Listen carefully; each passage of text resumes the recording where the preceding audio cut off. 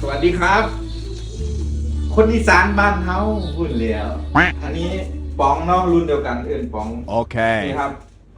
ป๋องสิมาสักเส้นแขนครับนี่เลยตามนี้เลยครับนี่ครับแบบปลา2 ตัวเนาะแล้วก็สีสักอีกข้างนี่ยังมังกรวะรอบหน้ามังกรสัก2 ข้างเลยครับ แต่วันนี้เอาปลาก่อนรอบแรกเดินเส้นก่อนนะครับ โอเค มาจังไหนก็ซื้อไปจังไหนก็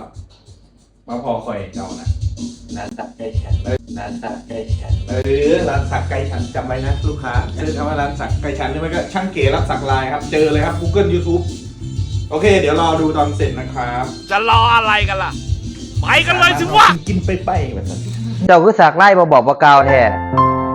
และอีกอย่างแม่บ่ทันได้อนุญาตแท้เด้บ่เป็นหยังบ่ซักมื้อนี้มื้อหน้าข่อยก็ซักคือเก่ามันบ่มีหยังมาการันตีได้ดอกว่ามื้ออื่นข่อยสิบ่ซักมีความสุขกับการซักไล่มีความสุขกับรูปที่ข่อยเลือกมีความสุขกับการที่ข่อยถือเข็ม